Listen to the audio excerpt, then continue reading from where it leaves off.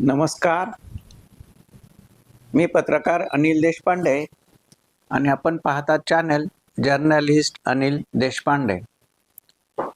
9 मार्च पासून कोंढवड तालुका राहुरी येथील हनुमान मंदिर मूर्ती प्राणप्रतिष्ठा व जीर्णोद्धार सोहळा मोठ्या उत्साहात सुरू झाला आहे. कोंढवड येथील ग्रामस्थांनी लोकसहभागातून हनुमान मंदिराचा जीर्णोद्धार केला आहे.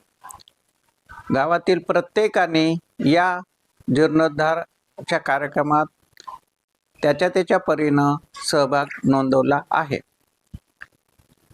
सोमवारी 9 मार्च रोजी युवराजजी महाराज देशमुख आळंदी यांचं कीर्तन झालं.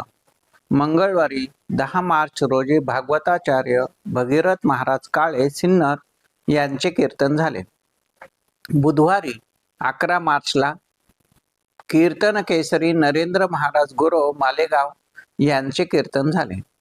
गुरुवारी 12 मार्च वारकरी भूषण एकनाथ महाराज शास्त्री श्री क्षेत्र पंढरपूर यांचे कीर्तन होणार आहे.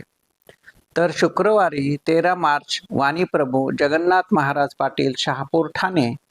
तर शनिवारी 14 मार्च रोजी ज्ञानसिंधू संदीपन महाराज हसेगावकर आळंदी देवाचे.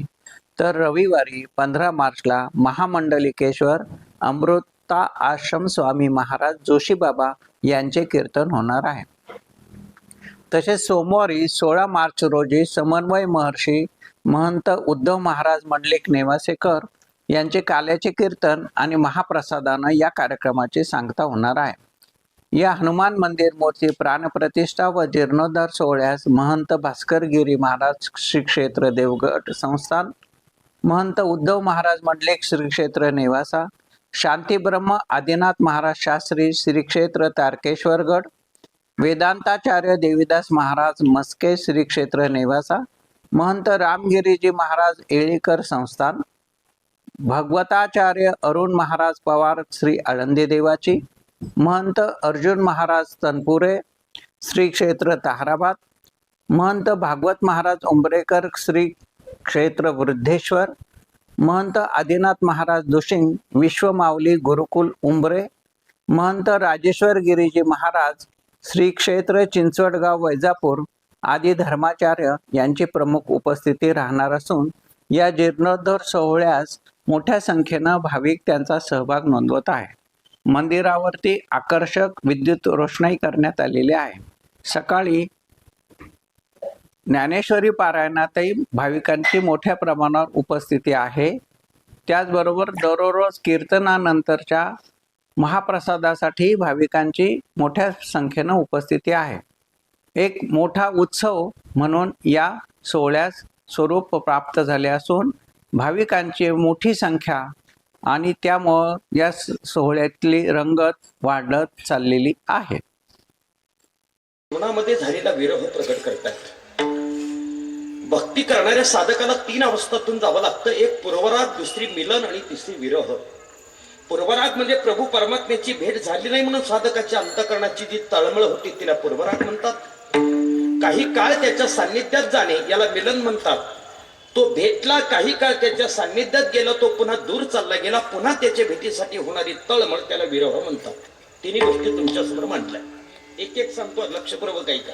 पूर्वराग, प्रभू परमात्म्याची भेट होत नाही म्हणून साधकाच्या अंतःकरणाची तळमळ आहे. कोई कय्यो रे काना आवन की मन भावन की, कोई कय्यो रे काना आवन की. तीळ तीळ अंतःकरण तुटतंय त्या प्रभू परमात्म्याच्या भेटीसाठी. माझ्या ज्ञानोबारीने तर कडी केली महाराज. एका झाडावर बसलेल्या पोट्टाला आव्हान केला, उड उड रे काबू, तुझे सोन्यानं मडवीन पाहू, पाहुणे पंढरी राहू, घरा कै येती. सांग रे कावळ्या, माझा पांडुरंग परमात्मा मला कधी भेटेल रे. तो झाडावरचा कावळा काहीच बोलत नाही म्हणून ज्ञानोबारांनी त्याला आमिष दाखवलं. आमिषाची परंपरा तशी जुनीच. काय आमिष दाखवलं? ए कावळ्या उड, तू जर उडून माझ्या प्रभू परमात्म्याचा निरोप सांगितला तर मी तुला काय देईन माहितीये? हे काय? दही भाताची गुंडी लावेन तुझी तोंडी. हे कावळ्या तू जर माझ्या प्रभू परमात्म्याचा निरोप आणलास ना तर मी तुला दही भाताची उंडी तुझ्या तोंडाला लावेल. ही साधकाची अवस्था आहे महाराज. काय जगद्गुरु तुकोबार वर्णन करतायत. पुसावेसे हे ती वाटे